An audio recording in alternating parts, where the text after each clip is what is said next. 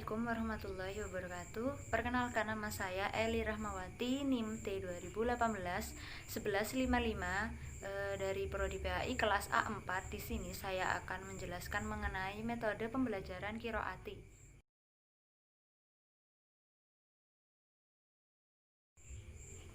Di sini saya akan menjelaskan terlebih dahulu apa itu metode pembelajaran qiraati.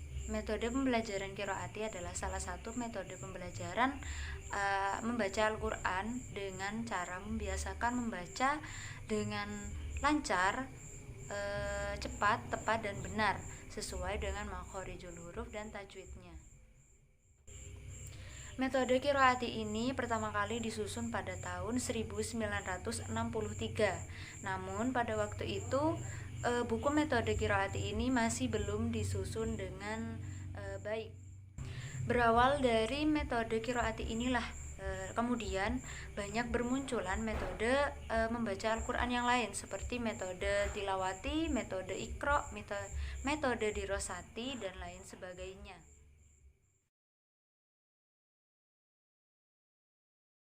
Prinsip-prinsip dasar menggunakan metode pembelajaran qiraati ada dua. Yang pertama untuk guru, ustadz atau ustazah.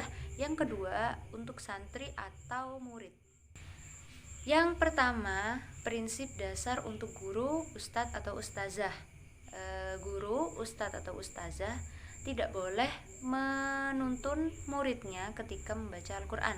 Dan yang kedua, guru, ustadz atau ustazah haruslah waspada, teliti, dan tegas dalam memberikan pemahaman menggunakan metode pembelajaran qiraati ini. Yang kedua yaitu prinsip-prinsip dasar qiraati bagi murid atau santri. Ada dua. Yang pertama, cara belajar santri aktif dan mandiri.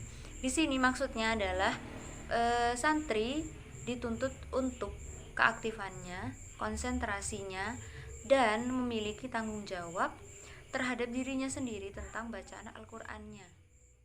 Yang kedua yaitu lancar, tepat, cepat, dan benar. Di sini maksudnya lancar diartikan sebagai santri atau murid ketika membaca itu tidak mengulang-ulang. Tepat artinya santri atau murid dapat membunyikan sesuai dengan bacaannya dan dapat membedakan antara bacaan yang satu dengan yang lainnya. Cepat artinya santri atau murid membacanya secara tidak terputus-putus dan tidak terjeda. Dan benar artinya adalah hukum-hukum bacaannya tidak ada yang salah. Selanjutnya saya akan menjelaskan mengenai kunci-kunci pengajaran dari metode pembelajaran qiraati. Yang pertama itu praktis. Di sini artinya praktis adalah langsung atau tidak dieja dan dibaca pendek. Contohnya itu seperti bacaan aba. Di sini bacaan aba tidak boleh dibaca alif fathah a, ba fathah ba, atau dibaca panjang seperti aba. Tidak boleh seperti itu. Jadi harus dibaca aba seperti itu. Yang kedua itu sederhana. Dalam memberikan penjelasan terhadap murid atau santri, guru, ustadz atau ustazah dituntut untuk sederhana. Maksudnya adalah memberikan penjelasan yang sederhana agar dapat dipahami oleh santri atau murid. Yang ketiga yaitu sedikit demi sedikit dan tidak boleh menambah sebelum bisa lancar. Maksudnya adalah di sini santri atau murid ketika dia masih belum bisa lancar terhadap bacaannya, tidak boleh pindah ke bacaan yang selanjutnya. Harus bisa lancar terlebih dahulu pada bacaan tersebut. Ketika sudah bisa lancar, boleh pindah pada bacaan yang lainnya. Yang keempat adalah merangsang santri atau murid untuk berpacu. Maksudnya di sini adalah guru, ustadz atau ustazah harus memberikan suatu suasana kompetensi atau persaingan sehingga memacu semangat para murid atau santri. Yang kelima, ketika santri atau murid membaca, guru, ustadz atau ustazah tidak boleh menuntun untuk membacanya.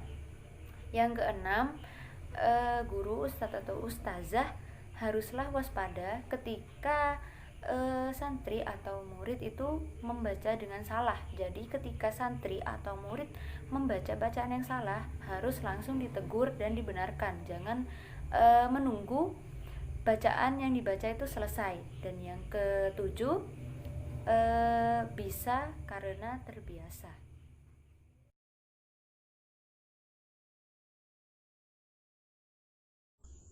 Nah, selanjutnya saya akan memberikan suatu contoh bacaan menggunakan metode pembelajaran qiraati.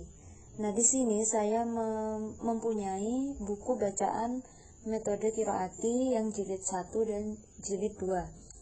Yang ini jilid 1. Contoh bacaannya seperti ini. A'udzu billahi minasyaitonir rajim. Bismillahirrahmanirrahim. Aba, aa, baba, aba, ba'a, aba, ba'a, ababa, ba'aba, baba'a, aba'a. Kurang lebih seperti itu. Nah, yang ini merupakan buku metode qiraati yang jilid 2. Contoh bacaannya, A'udzu billahi minasyaitonir rajim. Bismillahirrahmanirrahim. Dadi, waladi, katabi, dorobi, kotobi, komari, kobari, safari, wangadi, rogodi, jabadi, salami, kolami, kotami, jalasi, fakori, sajadi. Kurang lebih seperti itu. Baik, mungkin itu saja yang dapat saya sampaikan. Kurang lebihnya mohon maaf. Semoga bermanfaat. Wassalamualaikum warahmatullahi wabarakatuh.